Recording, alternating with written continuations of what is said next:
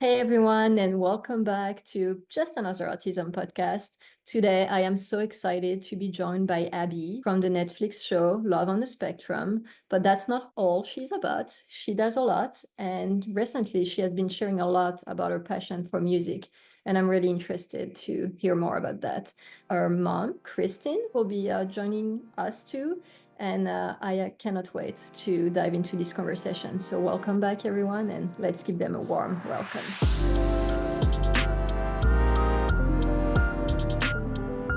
Hi, Abby and Christine. Thank you so much for joining me on Just Another Autism Podcast. Thanks. We're excited to be here. We love doing this.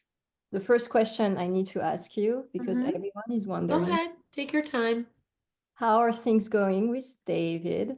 And can you share one of your favorite memories with him? Things are going great and amazing with me and David. We're still together, and we've been together for about 3 years, maybe 3.5 years. My favorite memory of David was when we went to Africa on an African safari because it was a trip of a lifetime. I mean, David went to Africa before, back in 2015, and this was my first time. I went for the first time, and David and I were singing during the sunset. Obviously, as a mom, there are some really great moments parenting, and I think it's true for every mother.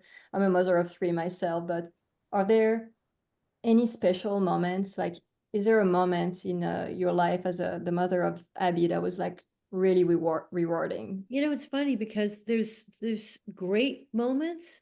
Like she just was a presenter at the Creative Arts Emmys, along with David Isaacman and Danny Bowman. The three of them were asked to be presenters at the Creative Arts Emmys. And here's my daughter on stage in an audience filled with some Hollywood icons like Dick Van Dyke and Octavia Spencer over here.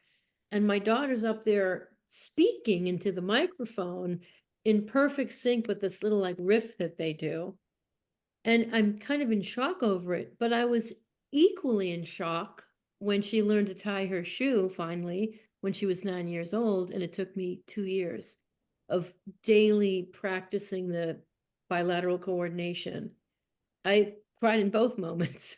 So, Oh, I mean, yeah. Autism teaches you not to take the small things for granted. yeah, yeah, Just for sure. a lot. How about you, Abby? How was that moment being on stage, and did you practice beforehand? Yes, I did. It was a dream come true because as a child, I felt very isolated and alone. But now that I'm an adult, I don't feel isolated and alone anymore. Oh, that's so good to hear. And on that note, I know that you love music. I feel like that's something we've seen a little bit in the show, but not that much. So can you tell us a little bit about your love for music? I could sing before I could speak. And my mom has a recording of me singing Twinkle Twinkle Little Star on a videotape. She has it somewhere, I just don't know where. And also, I started a music therapy with a woman named Casey. She'd play her guitar, and I could sing the notes. Before you could speak. That is I was incredible. like 2 or 3. What do you remember from that, Kristen?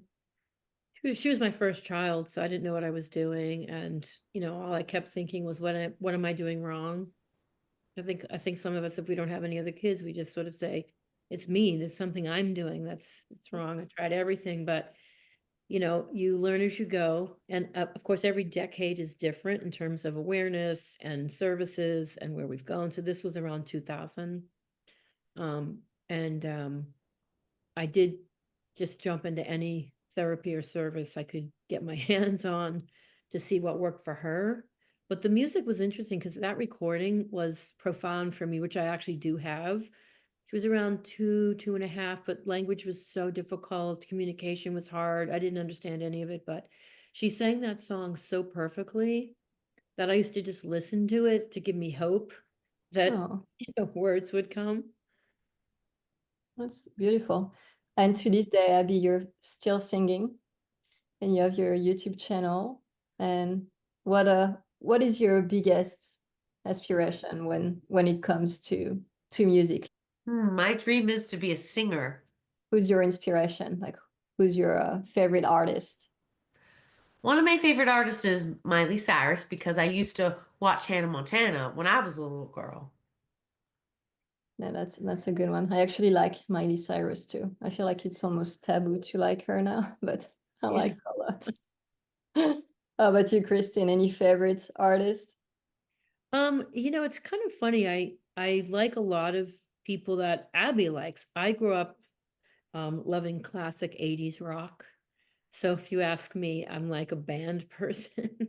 Led Zeppelin, Van Halen, Aerosmith, you know, ZZ Top, things like that. But we got a little Taylor Swift in us, Miley Cyrus, Katy Perry. Thanks. Abby, tell her about your music though. Like, why is this special for us? Because what do you write about? Because I write about my autism. One of my first songs I ever wrote was called Girl Inside because autism made me feel like there was a person living inside me. So when I was 13 years old, I was sitting on my bed and my mom videotaped me. And on the beginning, it starts like, I'm like this, "Oh, stupid brain." That's what I say in the beginning. And then I'm like, I'm going to rip it out and give it to someone else. And I'm going to have a typical kid's brain and put it in my head. So it's become a personal thing, like, and what she's saying is this clip I have of when she was 12, I've had a video camera back in the 80s when no one had a video camera and it was about this big. I just always had one. I've always loved that. And so I used to make videos when I was in my 20s and stuff. So Abby was sitting on her bed one day and she had this moment, and this was profound and unusual. It was as if, for me, the autism went away and she was able to tell me what was going on in her head. I've never experienced anything like it because her language was very, very difficult. She couldn't describe things. She couldn't articulate any feelings at all about anything. But this one day she was sitting on her bed. She was getting kind of angry, and she says, and it's in the song, you'll see the video. It's at the beginning. I put it in the music video for Girl Inside. And she just is looking at me and she says, "My stupid brain, I want to just rip it out of my head and give it to a typical kid and put a typical kid's brain in my head." And then I say, "Why are you so angry?" She says, "Because I want what typical kids have." And in that moment, I had an incredible gift to understand how hard it was for her. Because we parents are like struggling. We so close and yet so far. We know our kids better than anyone. And yet we still want them to be able to like use the brain that they have. But when she said this to me, she just said it. I literally grabbed my cell phone and I don't know what I don't know why I knew. I felt like God, the universe, the crystals, the trees, whatever you believe, came to me and said, "Christine, here's a piece of information you need to share." Grabbed my phone and I said, "Tell me again." And she said it exactly the same way. And I said, "Why are you so angry?" And she said, "I da da da da." So I have this clip and it just gave me such compassion, especially even for the non-speaking child, because they could have that exact same thing. And we parents don't understand what's going on inside necessarily. So to see her have the desire to execute anything and the brain not doing it, but having the desire to do it, gave me a lot more patience going forward and a lot more understanding. And so, I mean, she just said it so perfectly, and that was kind of the beginning. I mean, what were you, 13, Abby, or 12? 12. Something like that. You're 12. I think it says 12 on it. So yeah, so that was like the first time she was really describing what it felt like. Because And want to know other things? I used to say, I want to be an adult because I knew my brain would do what I was telling it to do. How did that work out for you? So I did the work. What are you most passionate about when it comes to autism advocacy? Because it's like such a broad, there's so much There's that. many different types of autism. The type of autism I have is called problems talking. I'm sure other people on the spectrum don't have that at all. And there's some people that don't speak, have no language. You're correct. I'm diagnosed with what is now called level 1 autism, but I think what describes it best is Asperger's syndrome, even though we don't use that term anymore. And my son, on the other end, has level 3 autism, and he's completely non-speaking and, has a Your lot of. son doesn't speak? Not at all, no. He's 11, and he only communicates basic needs with an app on his iPad. So like, I want cookie. Well, that's all he can tell us. I don't know if he's in pain. I know nothing. So much different experience, yet it's the same diagnosis. So I really share your advocacy goals here. And I think Christine does too. You share those sentiments about the spectrum being too broad. I get to hear a lot of people's perspective on autism. I have had people that have been very hard on me because of my experience with autism, but my experience with autism is just my experience with autism. I can't change it, and I can't change your experience, and I can't change your son's experience. But what I can change is the idea of how we talk about it so we can have better support for everyone. Now, supports that Abbey needs, you don't need. Supports your son needs, Abbey doesn't need. But what my problem is that it makes the idea of helping people much more like a needle in the haystack for the caregiver or the parent, especially for those newly diagnosed. And yes, I share that with you because I feel like we got to be comparing apples to apples in this vast field of differences. Yeah, no, I'm totally agree with you. And it's nice that you use your platform to share about this, I think, on social media. I mean, it can be difficult, and there are a lot of vocal voices that don't Oh, yeah. necessarily use that. I want to tell you one thing on that. So I had a couple people specifically very hard on me when I was trying to explain it's not the people affected by autism, it's just the terminology. We've got to get better so we can put this therapy with this population and that therapy with this population instead of people cross fighting about what therapy someone else is doing. What does that do for a new parent? It just makes them more confused. And I've been, even when Abby was little, I had people's personal opinions tell me, do this one, don't do that one. And at that point, I was like, I'll do whatever works.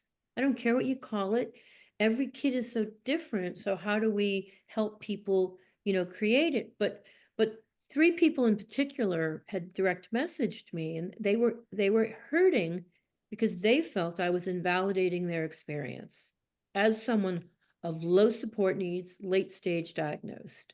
So what they're hearing is, I think, a trigger for a lifetime of pain with auditory issues, sensory issues, social skills troubles, people that mask, people that knew how to get by, but never really got the support they needed. That's why they get the traits they have are manifesting later, and now we're calling it something. I'm not saying to erase that. I'm saying what that is neurologically has to be different than what Abby's experienced, as your son as well. In the neurology, it can't be the same because your skills are leading you to these areas. You can function, you can figure it out. It's not pleasant, it's not great. You need help. We don't have the help yet. We haven't created it yet, and we need to. Do you So know? yeah, you think that would lead to better support for everyone? You would think so, but these three people I was mentioning were people that I responded to, and we came up with dialogues and conversations, and I've asked them, how could I say that better? And this person said, well, here's why. I think you were too black and white, and you did this and you did that, and I'm taking notes because their experience is valid for them, and I want to understand it the best I can, and then for Abby, that's a whole other sort of pocket within autism. That's why we sometimes say autism communication disorder, or as I believe Temple Grandin would say, there's autism no speech delay. But I understand why it's confusing for people, and I hope that the language gets a little bit more specific, because I just don't think it's helping anyone to have such vague language when we're talking about trying to help people and what that might look like. I agree. And support needs, I mean, even 1, 2, 3, I mean, low, medium, and high, it's not enough because like my son is very high support needs. His IQ is under 40, connectivity is like a toddler, but there are some level 3 autistic people who don't have an intellectual disability. So there is that too that really adds to the struggles, right? So we need so much more That's what I was saying. Like, I've listened to that valedictorian speech of the non-speaking autistic girl. I can't remember her name off the top of my head, sorry, but I've listened to her speech. through assistive technology and heard her beautiful words. And Raj and Tito, and do you know Tito and Raj, his mother? Okay, she is an Indian woman who came up with the rapid prompting method to help her nonverbal son speak. He uses assistive technology to write. He is amazing. He is articulate. He writes poetry with his AI. He's not even looking. He's rocking and he's typing, and his words are very deep and very, very profound. And I'd say, what's going on in that mind? Do you know? That mind is amazing. And that's a different type of need, you know? So, I think that intellectual disability component makes such a big difference, you know. I mean, it's the exactly. difference between knowing that you can swallow a screw, which my son does, you know, he had to have a screw removed from his colon, and someone who has level 3 autism doesn't speak but wouldn't like just swallow a screw, you know. That's what I mean, even with that. And I feel like in Abby's level 2 is where I'd put her. There is a myriad of differences within the level 2. That's why I'm saying we don't have enough language. And my analogy is this. In the mind, we have, mental illness. And in mental illness, we have compulsive hoarding, manic depression, schizophrenia, bipolar disorder. We have names for the manifestation of those differences. And we have treatments and we have medications. And I hope one day that autism is the umbrella, and we have the understanding that, if the frontal cortex is affected, those people are affected in communication. So they have this. And if, sometimes there's a way to look at it, because the neurological aspects, maybe we could look at similarities in the brain and say, oh, that's why this person may not speak. All of those people have an amygdala that's shaped this way, and, that sort of stuff. But in general, that at least for treatment, supports, fellowship, parenting support, we would have people in the same boat. And this is one of the hardest things when I do speaking engagements. I always tell people, I say, what kind of autism is in your life? How does it manifest? Because what I'm saying here is based on my level 2 person and her population. I know a lot of people on the spectrum, and I know a lot of people in her population and the different things we've done. I wouldn't be speaking on profound autism because I feel like that's not something I fully understand. But I think that community needs to be together to support each other. I've been around parents of those people. I've watched their emotional roller coasters of how to deal with that. But I wouldn't speak on it. And once again, that's why when they say, sometimes on television, it's like they just use autism, and it's like the person's, a CEO driving a car, and you go, that is true for that person, but you see, it's the lingo. Yeah, no, I'm with you on that. Hmm. I'm curious, Abby, if you remember any of your therapy sessions. I mean, you talked a little bit about music therapy, but like, do you have any memories of being in ABA or speech or any of the other therapies? First we tried floor time and it didn't work out. But ABA, they'd give me rewards like candy, goldfish, crackers, M&Ms, anything I liked. And you like that? Yeah. Yeah. And yeah, reinforcers is what they call those. And it's getting a little controversial because some people say that it's like teaching a dog tricks, but my personal point of view is that whatever works when you're teaching children like really important skills like communication, safety. If it takes giving my son a Skittle to not run in front of cars, I mean, come on, like I'll give him the Skittles, So Exactly. I mean, I it's think that's a good way of putting it. It's sort of like, I mean, I started in floor time. That was the first therapy we ever did because I had a more progressive therapist practice that we went to, a developmental pediatrician, and a solid year and 3 months of floor time, and there was absolutely no improvements. And this is when I started to really worry. Now she's about 3.5. And I remember asking around and asking other people, and someone said this word, have you tried this ABA? And I was like, what's that? And they said, well, it's more reward based. I thought, okay, well, she loves rewards. I could see that because Abby was very in her own world.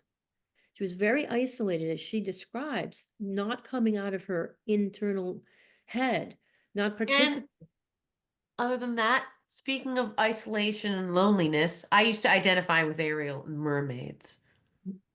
That's how far it went, didn't it? But so what happened was that then I went to the developmental pediatrician and I said, hey, there's this thing called ABA. Do you think we should add that to the mix? And she said, oh, you don't want to do that. That's dog training. That's literally the doctor that ran the practice of floor time said that to me. You don't want to do that. That's dog training, she said. And and I said, oh gosh, that sounds awful. I don't want to do that. So I didn't do it for another 3 months. And finally, at the end of that 3 months, Abby had become more avoidant because those therapists, it was too unstructured and you could kind of get away with it. And so Abby would just kind of run and hide. Now, it's just because she didn't want to engage with anyone, to talk, to play with a toy, because the autism just had her in a isolative kind of state. And my point on that is just this, is that if the way autism manifests in the individual is whether or not you may want to try something like ABA. Certainly to me, my personal experience from all the low support needs, late stage diagnosed people, and I've met many, and I love hearing everyone's story. They're participating in the world. They're not in the isolative aspect of autism.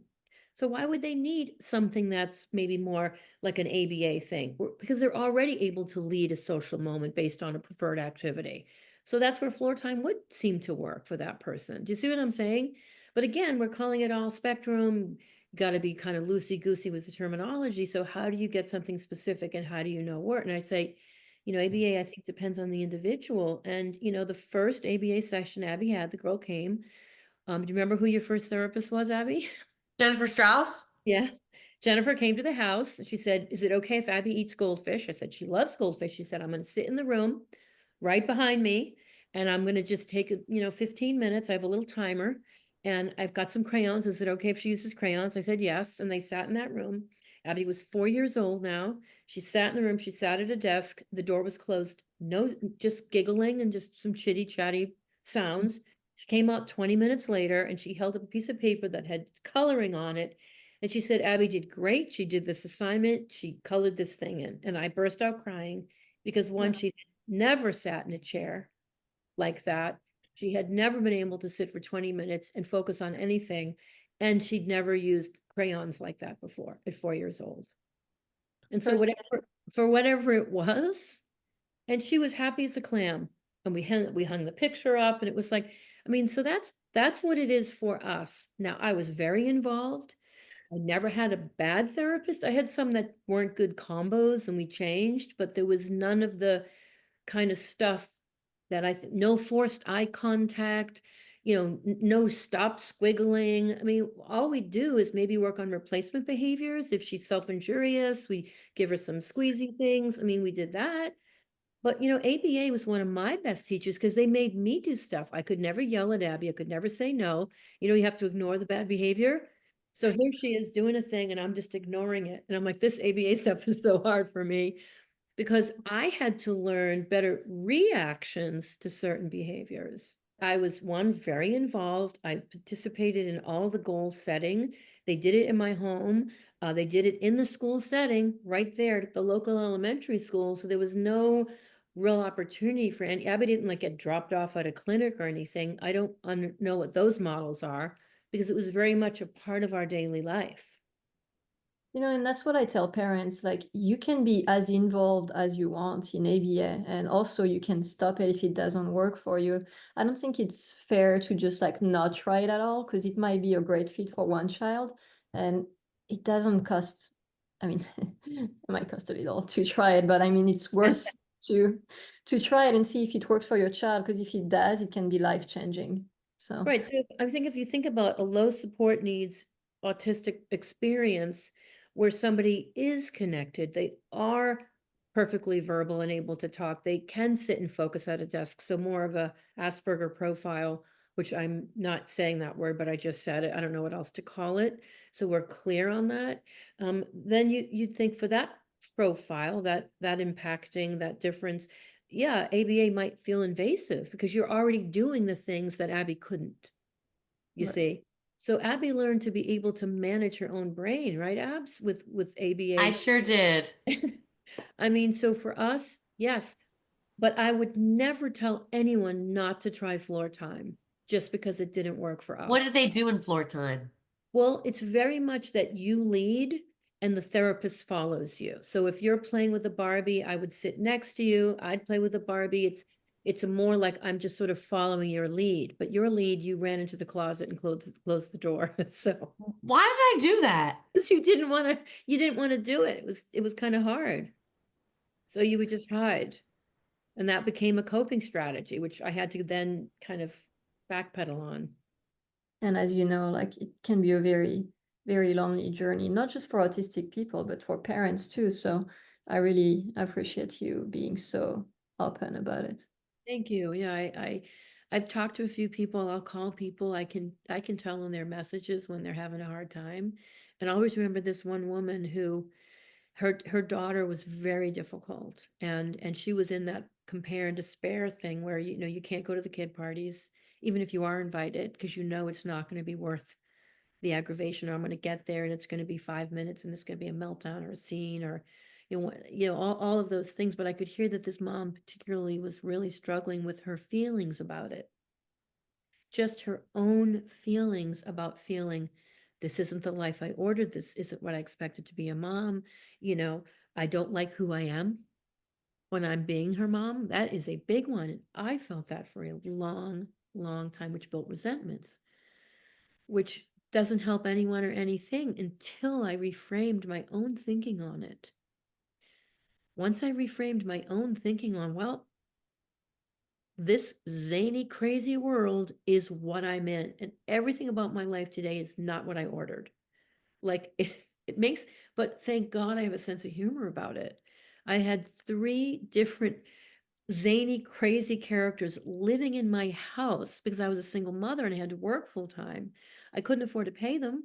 So I took my little office and I turned it into a bedroom. And I had these 3 different people, actually 4, move into my house with me.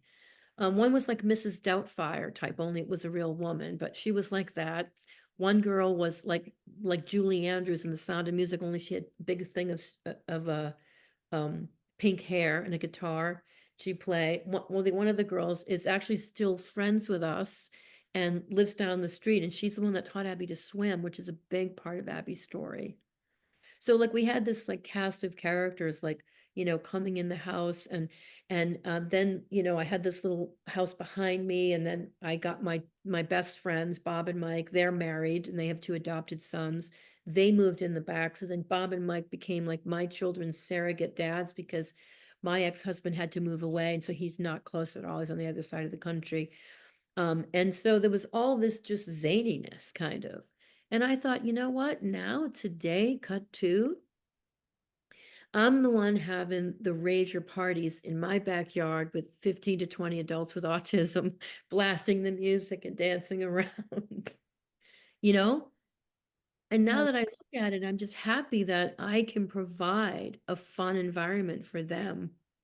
Yeah. Abby, are you still friends with some of your therapists? Oh, yes. I still talk to them. And I'm even in therapy right now. We started it just a couple of months ago, and we have begun to understand that the way Abby acquired language, or the way her brain works, is that instead of words coming in first, memories come in first in place of words. And categories too. And then those things get placed into categories of chunks. And I put good things with good things and bad things with bad things. Temple Grandin will say in her book that, like, if you say church steeple, she'll think of the steeple on the corner of Main and like it's a picture of something that she's seen before, not just generic kind of. With Abby, instead of saying I'm scared, she'll say that's the UCLA clubhouse, because that was a place she went to school, and she'll start saying that and then start to categorize things that she likes and things that she doesn't like. But unfortunately, that's not language. And a lot of times, Abby, right, you feel like people don't understand what you're saying, right? And also, can I give her an example, Mom, of Of bad what? things? Bad with bad. Okay. Sure. Like, for example, 2-year-olds are gluten-free So what does that mean? because I don't like the sound of 2-year-olds and I didn't like being on that gluten-free diet because of the texture. So instead of saying that's bad, she'll say, 2-year-olds are gluten-free. And so I say, well, no one understands what that means. Can And you explain why I say that, Mom? you say that because the idea of the phrasing of the words of I don't feel good about this or that's bad doesn't come in her head first. Those images and categories come in her head first. That's And so what we're trying to do in her newest therapy is to let her have her memories, her brain works, how her brain works. But Abby's a very smart girl and she has learned almost everything that she's ever been taught. And we thought, well, if we can add in a layer of language associated with that memory, then Abby can have her thought but translate to us. And then she'll be understood in years to come. So we're using artificial intelligence to create the memories like the clubhouse, like Disney princesses eating cake. And then right next to it, you can say, I feel good.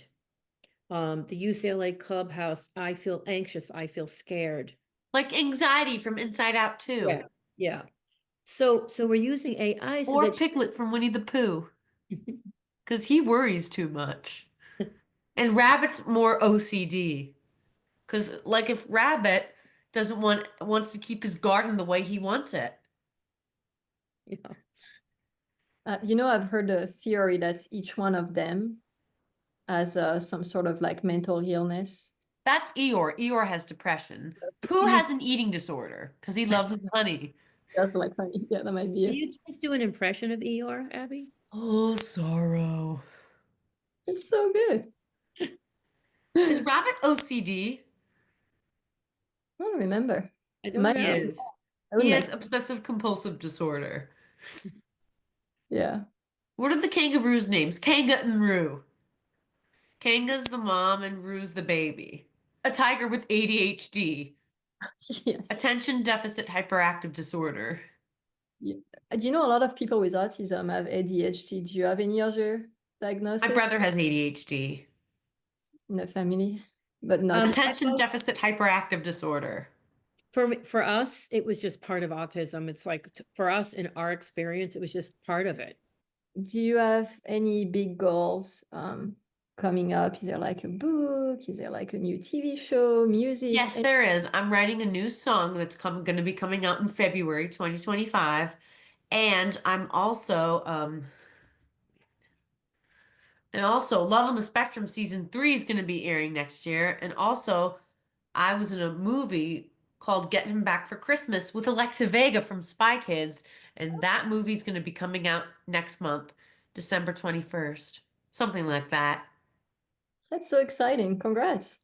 Yeah. I'm so glad we connected on the phone. Yeah. And I appreciate your story too. That worked out very well. And Yeah. with Light of the Blues coming up and everything, I mean, it was meant to be. So, Yeah, perfect. Just perfect. So anyways, thank you so much.